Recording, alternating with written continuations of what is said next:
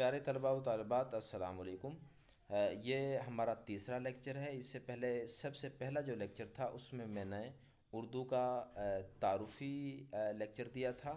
اس کے بعد ہمارا جو دوسرا لیکچر تھا اس میں نے حروف تہجی کے حوالے سے آپ کی رہنمائی کی تھی، اور وہ لیکچر جو میں نے آڈیو ویڈیو کی شکل میں دیا تھا اس کی میں نے نوٹس بنا کے بھی جو ہے نا ایزی کلاس کا جو پلیٹ فارم ہے اس پر میں نے اپلوڈ کر دیے تھے۔ وہاں سے آپ دیکھ سکتے ہیں، اپلوڈ کر سکتے ہیں، آڈیو سن سکتے ہیں، ویڈیو دیکھ سکتے ہیں۔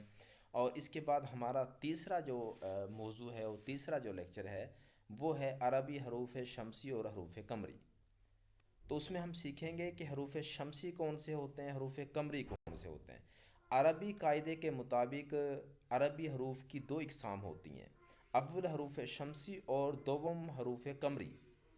حروف شمسی حروف شمسی کی ہم تعریف دیکھ لیتے ہیں، اور یہ تعریف اگر آپ دھیان سے اور غور سے دیکھیں گے اور سنیں گے اور سمجھیں گے تو یہ بالکل آسان ہے اور آپ کی سمجھ میں بھی آ جائے گا۔ تو حروف شمسی کی تعریف یہ ہوگی: عربی کے وہ حروف جن سے شروع ہونے والے الفاظ کے شروع میں الف لام لگایا جائے تو لام کی آواز نہیں نکالی جاتی، مثلا الف لام شین میم سین۔ اس کو اگر ہم پڑھتے ہیں تو یہ پڑھا جائے گا الشمس، حالانکہ دیکھنے میں الشمس ہے یہ، لیکن چونکہ جو شین ہے وہ حروف شمسی سے تعلق ہے اس کا، تو لہٰذا الف لام کے بعد اگر حروف شمسی آئے گا تو لام ساکن ہو جائے گا، اپنی آواز جو ہے نا وہ خاموش کر دے گا۔ اسی طرح حروف شمسی کی کل تعداد 14 ہے، اور ان میں تے، سے، دال، زال، رے، زے، سین، شین، صاد، ضاد، تویں، زویں، لام اور نون۔ اس کی مزید مثالیں آپ دیکھیں۔ مثال کے طور پہ ایک نام لکھا ہوتا ہے عبد الرحمن، یہ دیکھنے میں عبد الرحمن نظر آتا ہے۔ اسی طرح عبد السلام نظر آ رہا ہے، دیکھنے میں عبد السلام نظر آ رہا ہے، لیکن جب ہم دیکھیں گے کہ یہ جو سین اور رے ہیں پہلے دونوں ناموں میں ان کا تعلق چونکہ حروف شمسی کے ساتھ ہے، ہم نے چونکہ تعریف میں یہ پڑھا ہے کہ الف لام کے بعد شین، سین اور اس طرح کے مزید الفاظ جو جن کا تعلق حروف شمسی کے ساتھ ہے، ان میں سے کوئی بھی ایک لفظ ایک حرف آ جاتا ہے تو پھر لام اپنی آواز ساکن کر دے گا۔ مثال کے طور پہ عبد السلام، دکھائی دینے میں عبد السلام، لیکن عبد السلام پڑھا جائے گا کیونکہ الف لام کے بعد جو حرف ہے وہ شمسی ہے۔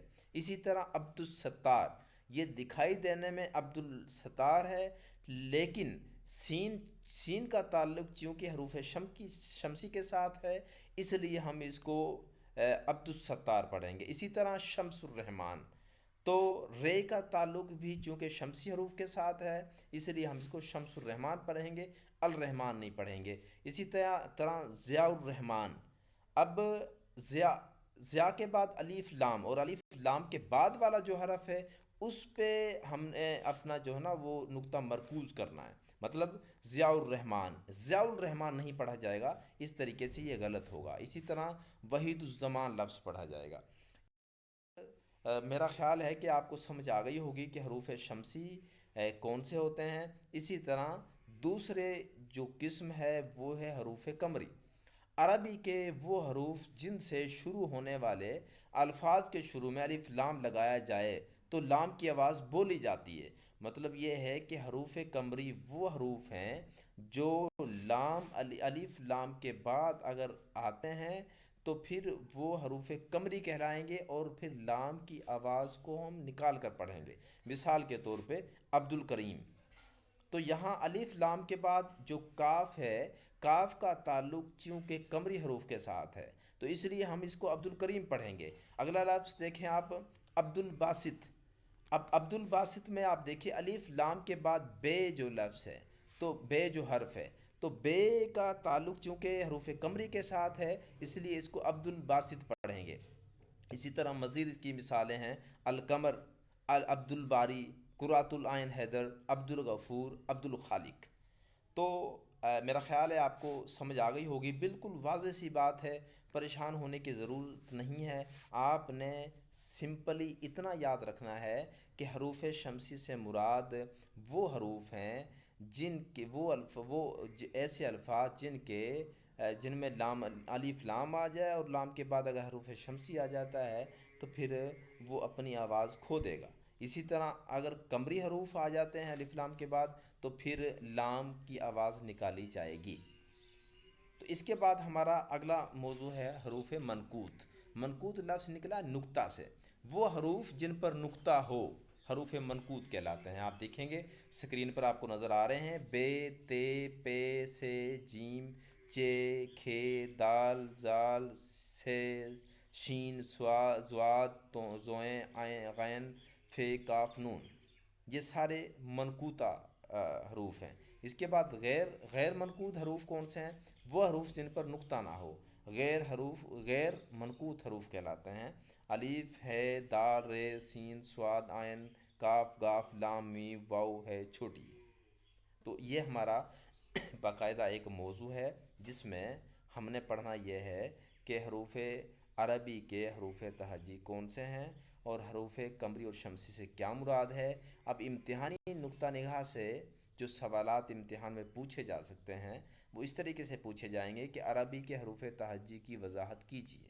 جب عربی کے حروف تہجی کی وضاحت وہ طلب کریں گے آپ سے تو آپ نے جو ہے نا وہ شمسی اور قمری دونوں حروف کا ذکر کرنا ہے، حروف لکھنے ہیں، ان کی مثالیں دینی ہیں. اسی طرح اسی سوال کو یوں بھی پوچھا جا سکتا ہے: حروف شمسی اور حروف قمری کی وضاحت کیجیے.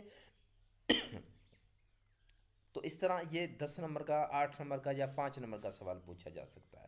تو لہٰذا جو آج کا لیکچر ہم نے یہ پڑھا ہے حروف قمری اور شمسی کی اگر ہم بات کرتے ہیں تو اس میں سے 2 3 4 سوالات بن سکتے ہیں. اسی طرح حروف تہجی کا جو لیکچر ہم نے پڑھا تھا اس میں بھی 3 سے 4 سوالات بن سکتے ہیں، اور باتیں بالکل مختصر ہیں، جوابات بالکل مختصر ہیں، اور یہ وہی حروف ہیں، یہ وہی الفاظ ہیں، یہ وہی لفظ ہیں، یہ وہی حرف ہیں، اور یہ وہی حروف تہجی ہیں جو آپ عرصہ دراز سے پڑھتے چلے آئے ہیں، اور انہی کو ہم اصل شکل میں اب پڑھنے کی کوشش کریں گے.